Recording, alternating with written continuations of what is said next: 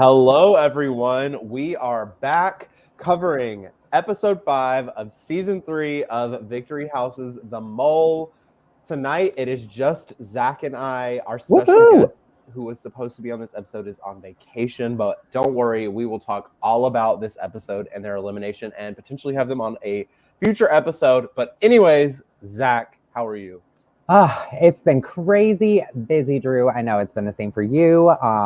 They were on a break this week, so it kind of let us take a little bit of a breather and get some stuff done, tick those boxes that we've been putting off to the side. And we're back, and we'll be back next week and to see what happens.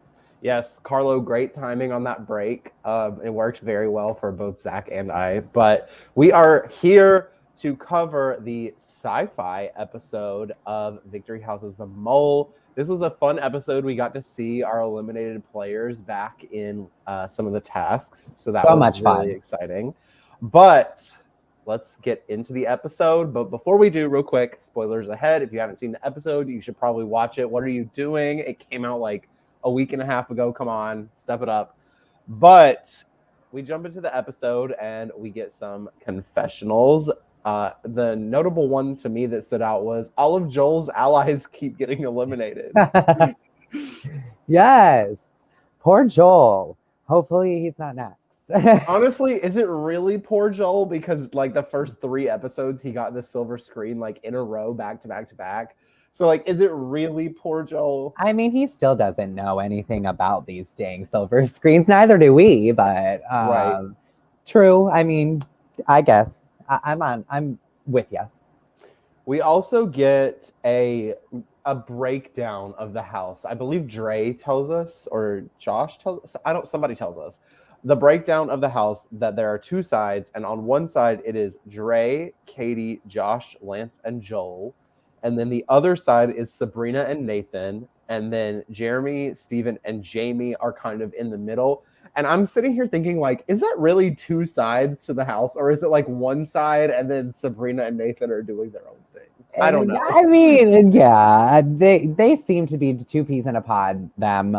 And I feel like that was kind of the same way seeing Sabrina in Michigan Mole as well. Like, she really had a nice control over the social aspect. So Yeah, I don't think Sabrina and Nathan are in any danger unless one of them is the mole and is leading the other astray. But yeah, I definitely see those 2 sides of the house, especially with Jeremy, Steven, and Jamie playing the middle. Those 3 to me seem to be the more quiet players. So maybe they're the ones who are sort of gathering from everybody else, because it seems kind of like Sabrina and Nathan are the more like introverted, like strategic, like let's get everything organized players, and then the Dre, Katie, Josh, Lance, and Joel are like the social player side. yes. So I definitely feel like the 3 sections of the house and how that would have worked out the way it is. Totally. So as mentioned earlier, we have sci-fi as our theme this episode. Zach, what are your thoughts on sci-fi? Well, it's it's not my favorite, but I love what they did with it this time. It was kind of like a past into the future thing, and so I got behind what they did for the sci-fi.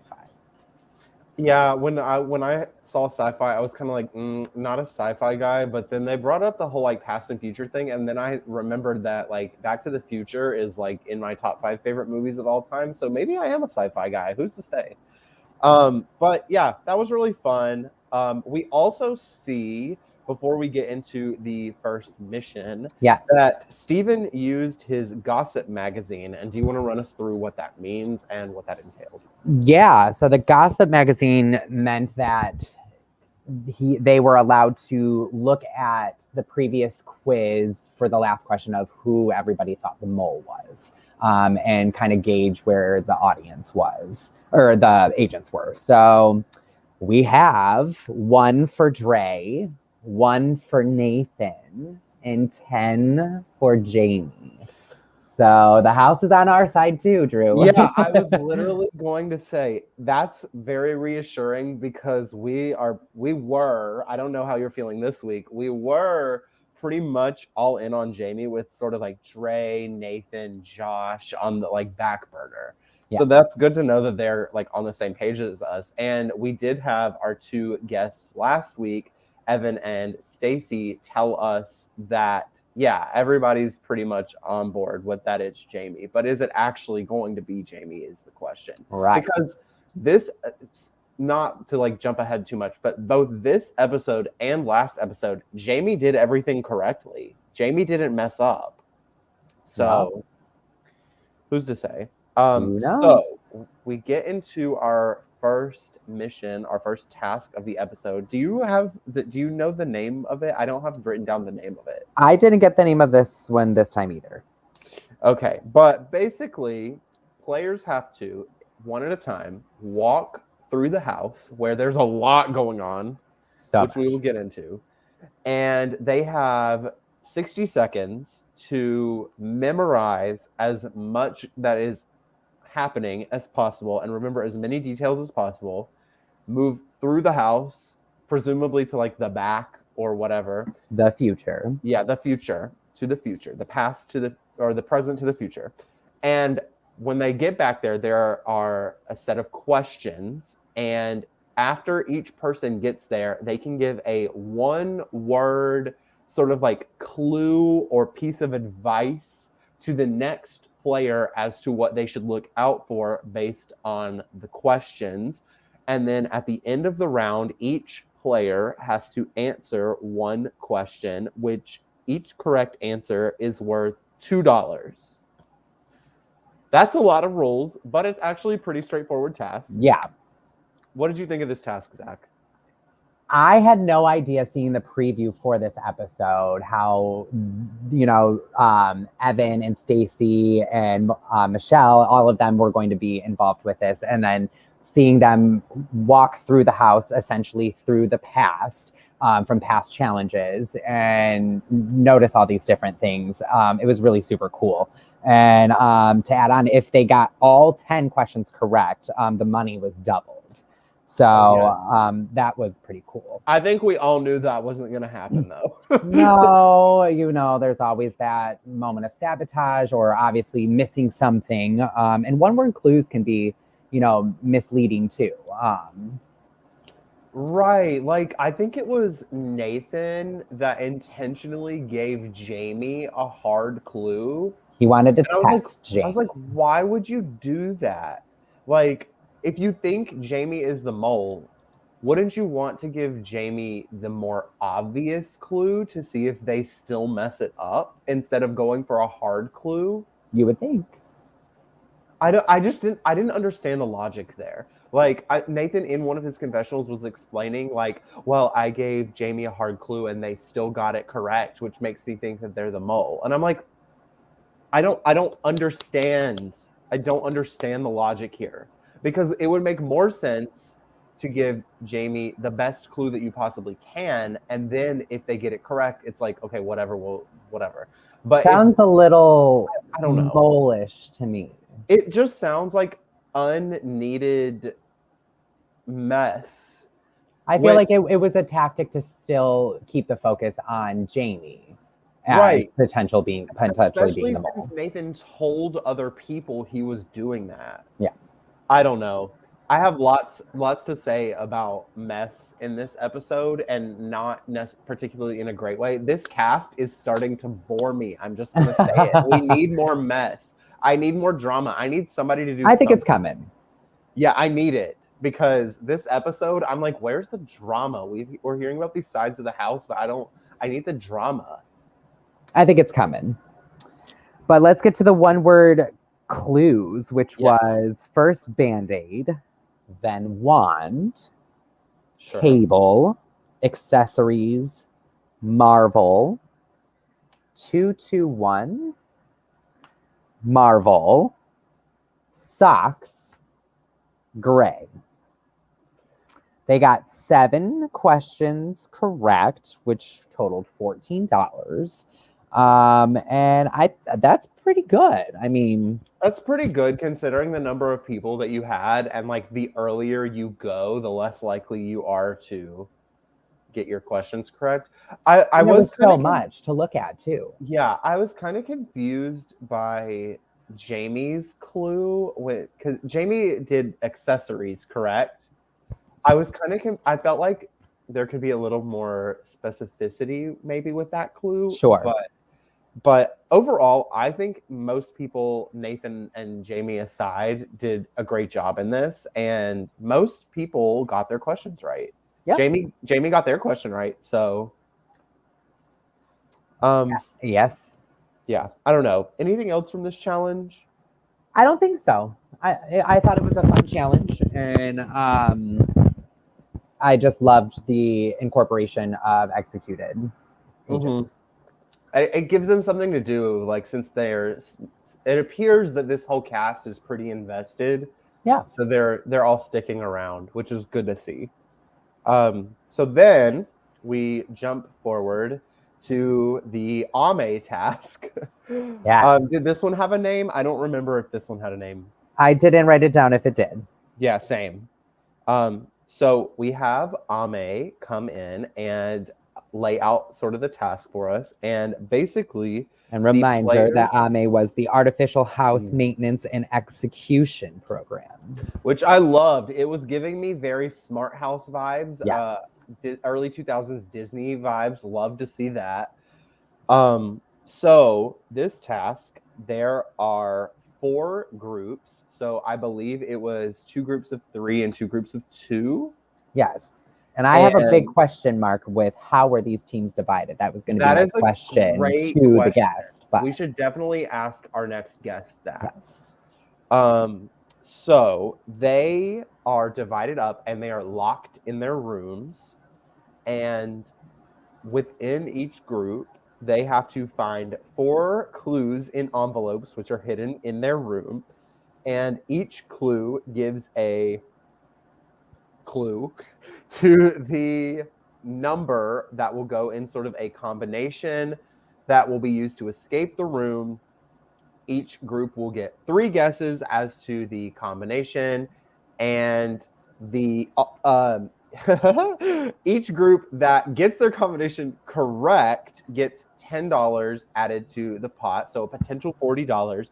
And also, the first group that manages to escape their room each member will get a joker. But some of the questions in the clue envelopes pertain to members of other groups. So each group also has 1 walkie-talkie where they can communicate to the other groups. Again, a task with a lot of rules, but it's a very straightforward task. I'm really bad at explaining things. Nathan here to save the day. The groups are randomly assigned, I believe. Thank you so much. That kind of makes sense because of how production knew they were going to have to ask people in other rooms, so they had to make sure that they were in separate rooms, right? Because if everybody was in like the right room, then that would make the task a lot less. And this, Drew, is where I think you got a little bit of that drama that you were looking for, because I think there was a little bit thrown in there, especially I think Steven played this particularly well. I agree. So basically, if you didn't watch the episode or you watched it like 10 days ago when the episode came out and you don't remember, some of the questions involved past events, because we're kind of doing like the whole like past future sci-fi vibes. So some of them were like, how many jokers did Steven use in the 3rd quiz or whatever? And if you're not in a room with Steven, you don't know this. And obviously Steven's not going to tell people when he uses jokers. So then you have somebody coming over the walkie-talkie, Steven, when did you use a joker? And it's up to Steven, does he want to tell the truth and potentially earn money for the pot? Does he want to lie so maybe his group can get out earlier? Does he want to lie so maybe people don't know he has these powers? Did enjoy that. I really did. And some people's ways of avoiding answering questions were very interesting to me. Like, I don't remember. I had too much alcohol. That was a great answer from Josh. I'm not getting any information, so I'm not going to give any information. Right. That goes back to some of the earlier episodes where I was saying that this group is pretty self-interested, whereas for the past couple of episodes, I've kind of felt like, oh, maybe we're all coming together as a group, but not this episode. No. I don't know. What did you think of this task overall, Zach? I think it was perfect because just as you were saying, we were getting a little bored for a minute and needed some drama shakeup. And we got it here a little bit. And no one would answer Steven. Steven decides to lie, you know. So Steven was kind of like a highlight person in this, which he's been kind of quiet and in the background. So this task, I think, definitely shed a little different light on Steven, and some others as well. Yeah, Steven was definitely a focus of this task, it felt like. Yeah. The next thing I have written down is I love Joel and Steven as a duo. Yes. I don't know, they're just so fun for me together because they complement each other so well. Because Steven is, like I was saying, the very like sort of introverted, like analytical, Yes. and Joel is very like animated and like social and extroverted, and they just go together so well for me. And at one point, Steven was like laying out like potential strategies, and Joel was just like, whatever you want to do is fine. And I think they realized that with two people, it was going to be a little bit harder to get some information. And so they knew that they weren't going to get out first. So how else are they going to kind of hold people back? And that's just to withhold information or lie. Yeah, I guess. I don't know. If I'm in that situation where I'm in a group of two and I'm not getting much information and I'm not the mole, what is the harm in me giving up my information? Like, if I'm not going to get out regardless, why not at least build the pot? Well, I mean, I still want to get out so that I could build the pot, you know? Well, yeah, of course you want to get out. So, but if you're in the group of two and you know you're not going to be the first to get out, why would you not build the pot, help build the pot anyway by giving out your information? So that for me was kind of a question mark for Steven. I know that some people who were watching last recap that we did were like, Steven's a little sus. And so I had my eye on Steven a lot this episode, and I definitely see that now. But like Nathan and Josh being in the bathroom first off, in the bathroom and not finding all 4 envelopes. Yes, that was very interesting. We also didn't get very much footage of them. Nathan, if you're watching. Nathan, we are going to have some words because early on you were my mole suspect, my leading suspect, and then I thought I had you cleared, but this episode, I don't know, sir. I don't know about that. This task, they did earn $20.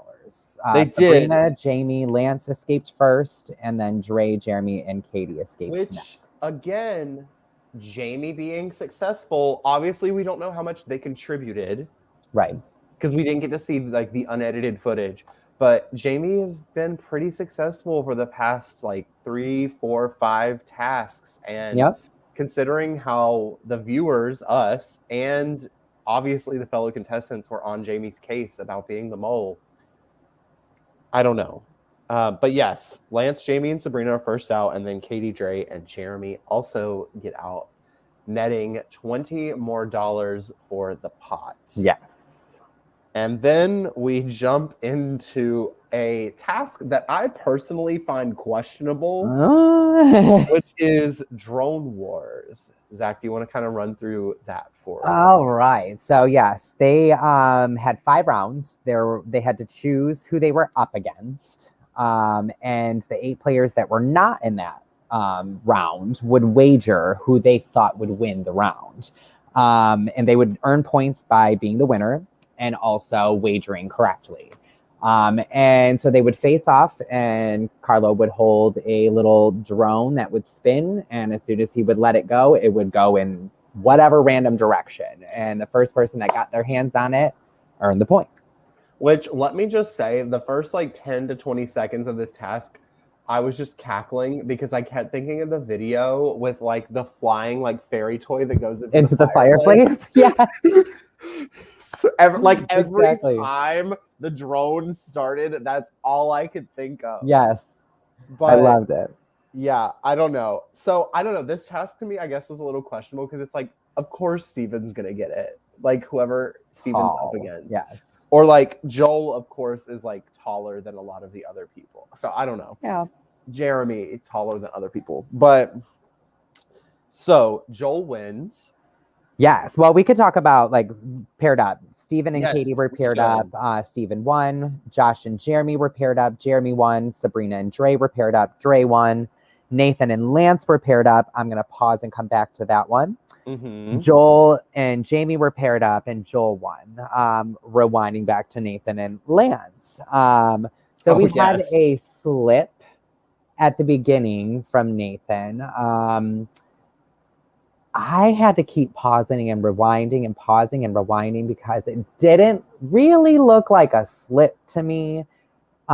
This just might be me looking into it a little bit, but it didn't really look like a slip to me. Looked as though Lance was going to win it. And then it kind of like slips out of his fingers. Yeah. And we had an elbow get thrown in there for a second. So we got physical a little bit. Ultimately, Nathan won that round. And with 5 points, as you said, Joel won and got to go to the Spy Supply shack. Yes. I don't really have much to say about the elbow, regardless of whether it was intentional or non-intentional. Oh, yeah. Like, it was just, I think it's kind of a natural thing also, like when you're competing with someone, like you're gonna block, so maybe for sure. Oh well. And not realizing where the level was for Lance and that kind of stuff. Sure. Another highlight of this for me was the Steve and Katie matchup when it was like one person bid on Katie and Katie was like, "Oh, thank you." But yes, Joel wins and gets to go to the Spy Supply, and we had 3 new items in the Spy Supply. I didn't take notes on all of them. But I did. One that good, because you can run through all 3. Because all I have written down is Joel buys exit stage left. Which I love the names of these items. They're so dramatic and on theme. I love it. So yes, we have. Let's go with the other ones that Joel didn't pick first. Academy Award, which is survive 1 round for 1 Joker, 2 rounds for 2 Jokers, 3 rounds exemption. So pretty much, if you got the Academy Award, survived that round, you earned a Joker. If you survived 2 rounds, you earned 2 Jokers. If you survived 3 rounds, then you could earn an exemption. I guess my question about that one is that like additive, or is it just like you get only the one that you like? So I don't know. I'm confused about that one. Like the first round you survived, you get 1, and then the second round you survive, you get 2 more, and then the third one you get an exemption.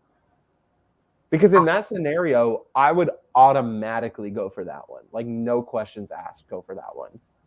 Gotcha. I think possibly it's once you buy it, if you survive a round, and turn it in, you'll earn a Joker. Like, if you feel like you might be in danger, you'll earn a Joker. A lot. If you survive 2 rounds and turn it in, then you'll earn 2. But if you survive that 3 rounds and feel comfortable enough to hold on to it for that long, then you'll earn the exemption. More risky, and I like that a lot. Okay. And then we had royalty check, which is take 20% of the pot for yourself.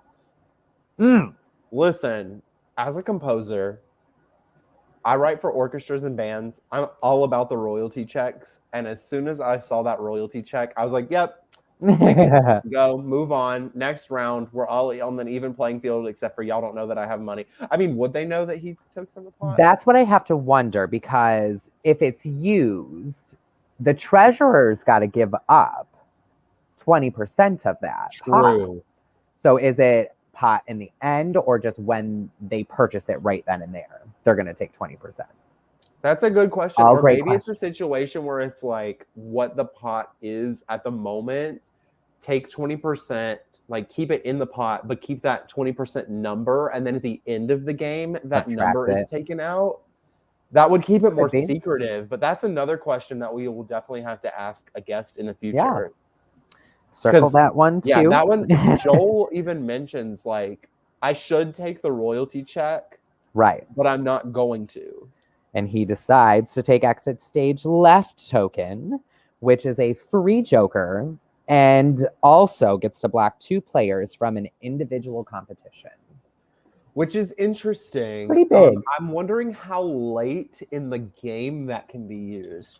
Because based on the edit we're getting of Joel, I'm sensing that Joel is potentially a late game player. So if we're at like final 5 and Joel uses this advantage, that's knocking 2 people out of the individual competition. Right. Like, that's crazy. Yes. I love that Joel took the risk with this. Mm-hmm. And I mean, earning a Joker as well, that's always beneficial. Oh, of course. I think depending on how comfortable I felt, I would have probably taken the Academy Award because surviving 3 more rounds and then earning an exemption pretty much gets you. Wait, where are we at now? How many do we have left? After this episode, I think we're at 9. So that would be 5. It would put you in the final 5. Sure. And I think that would also make sense for Joel, especially since he's been getting all these like silver screens and he's been winning so many of these challenges. Right. But I don't know. I'm trying to think what I would do in this situation. I think you said you would do that royalty check. I would. Like my immediate instinct was royalty check because then I'm guaranteed money. Yeah. But like thinking longevity in the game wise, I don't know. It's a lot to think about. But I'm glad that Joel took the risk. Yeah. And at least got that off the table too, so he knows he's not going to get blocked from competition. But he does know that there are those 2 other items in there, new items. I think something that could be fun is like if I'm seeing that the royalty check is an option and I don't take it, I go and tell select players about it, because then there's always the suspicion that another player could take from the prize fund, which is always really interesting. But then again, if you're buying from the spy supply, you're automatically taking from your prize fund anyway. Yeah. But I don't know. But if you win, essentially, you just win it all. Sure. So then we get a little bit.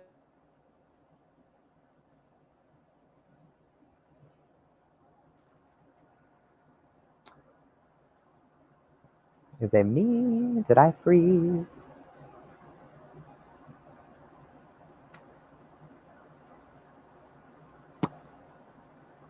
Looks like I'm still going, I think.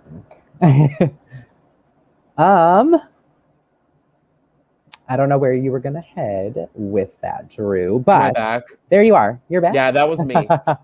So I was saying we get a little bit of strategy before our execution quiz. Anything of note from that section of the episode? I didn't take any notes there. I just have that Sabrina and Nathan are really, really clinging to each other. Like they are for sure. Really depending on each other. Like it seemed like at the beginning of the season, Sabrina had sort of a web of people that she was reaching out to. Like a few people commented on it, and Sabrina even commented on it herself, that she's trying to make as many connections as possible. But now it seems like people are very keen to like, okay, Sabrina and Nathan, everybody else. Mm-hmm. So I don't know how that's going to be going forward. I wonder how they feel about, because she's a great note taker as well. So I'm just wondering if people are trying to avoid providing too much information, obviously.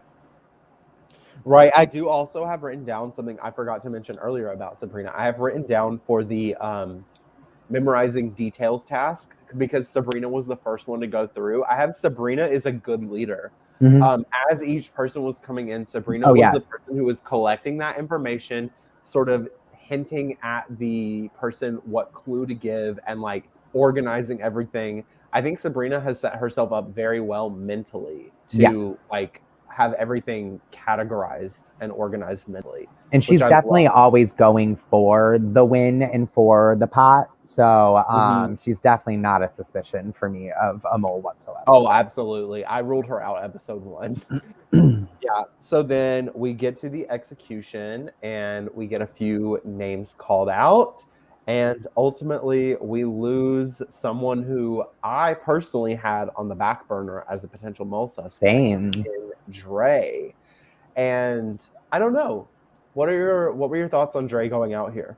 It's a bummer because Dre, I felt like was given a lot of great diaries, and he was definitely putting some moves in, and it stunk to see him go. He was part of the group that got out second, so he was doing really well, I thought.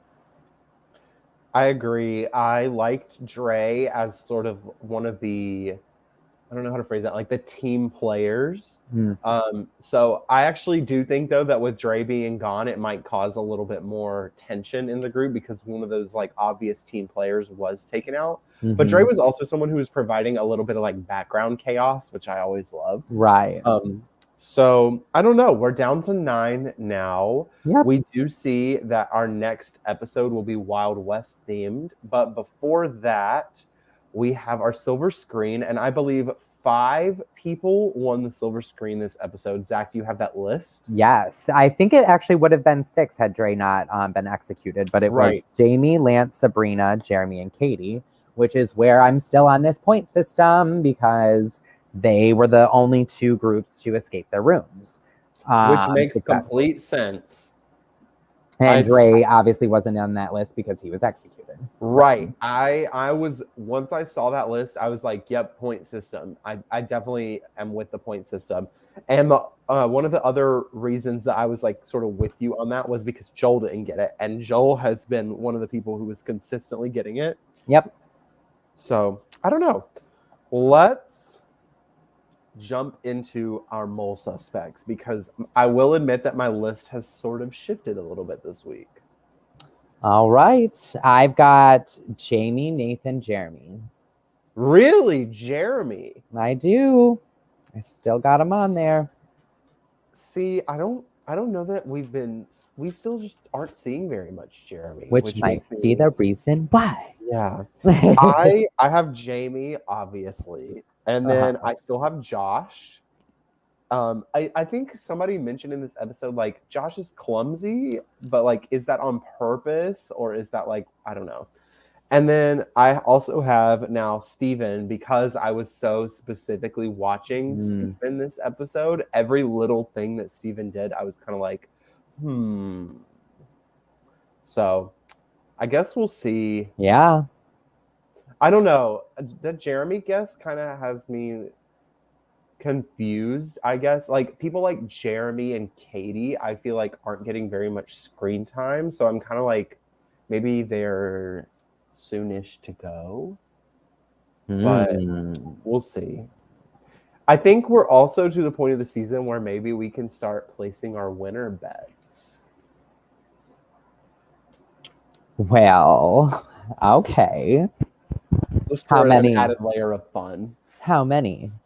1 or 2. Well,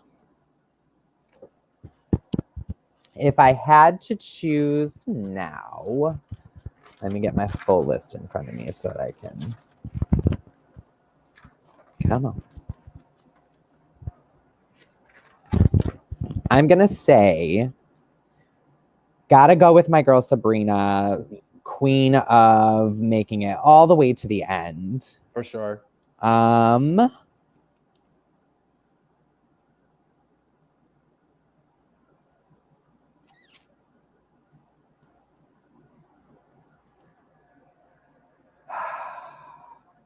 second one's hard because yeah, some of my options could potentially be a mole. So that's why I'm going to do 3, just in case, because there normally would be a final 3 anyways, the top 2 and then the mole. Oh, for sure. So we'll do Jamie. Really? I do. Okay. I do. I think Sabrina, Jamie, and we're going to say, Joel. I'm with you on Sabrina and Joel. They are definitely my top 2 picks for the win. I don't know, Joel kind of, I promise I don't mean this as an insult, Joel, if you're watching, but Joel gives me losing finalist vibes.